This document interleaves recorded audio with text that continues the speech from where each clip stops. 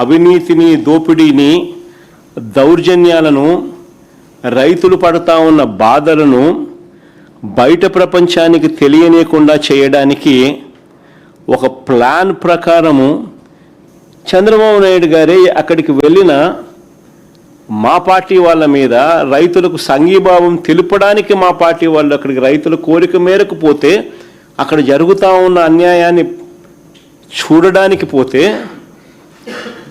వీళ్ళే దాడి చేసి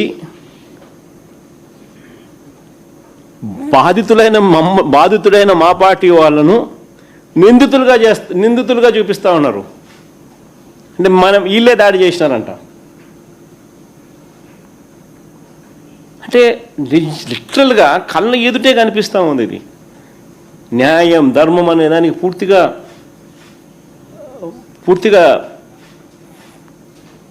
దాన్ని ఏమంటారు, భూస్థాపితం చేసేసినారు.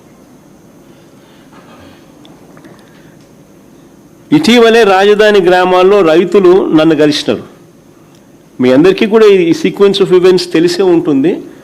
బట్ జస్ట్ రికలెక్ట్, ఇటీవలనే రాజధాని ప్రాంతానికి సంబంధించిన రైతులందరూ ఇక్కడే ఇదే మాదిరిగానే కూర్చున్నారు. మీ ప్లేసుల్లో వాళ్ళు వచ్చినారు. వాళ్ళందరూ ఇక్కడే కూర్చొని వాళ్ళు ఒక్కొక్కరు పడుతూ ఉన్న బాధలు, ఈ రాష్ట్ర ప్రభుత్వం చేస్తూ ఉన్న అన్యాయాలను ఎక్స్ప్లెయిన్ చేసినారు. ఈ అమరావతికి సంబంధించి, ఈ రాజధాని ప్రాంతానికి సంబంధించిన రైతులు నన్ను కలిసి వాళ్ళు గోడు చెప్పుకున్నారు. వారి కోరిక మేరకు, అక్కడే వాళ్ళ కోరిక మేరకే మా పార్టీ నుంచి ఒక కమిటీని, ఒక లీగల్ టీంను పెట్టాం. వాళ్ళ కోరిక మేరకే కోర్టులో వారి తరపున పోరాటం చేయడానికి ఒకవైపున సిద్ధమవుతూ, మరోవైపు గ్రౌండ్లో జరుగుతూ ఉన్న దౌర్జన్యాలను చూసేందుకు ఈ కమిటీ బయలుదేరింది.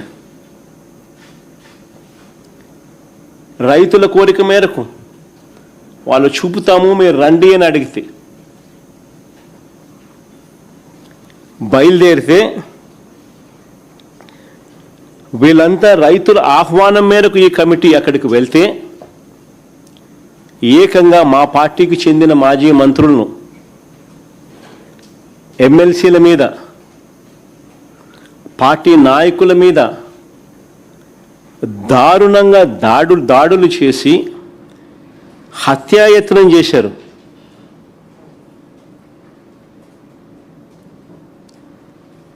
కారద్దాలు పగలగొట్టారు, రాళ్ళు విసిరినారు.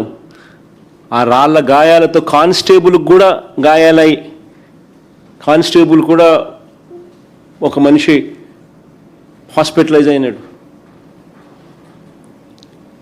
మళ్ళీ తిరిగి మా వాళ్ళ మీదే మేమే దాడులు చేసినట్టుగా ఎదురు కేసులు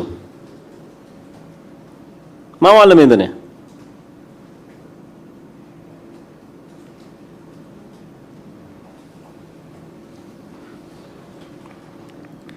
నేను అడుగుతా ఉన్నా, మన కళ్ళ ఎదుటే కనిపిస్తా ఉన్నా.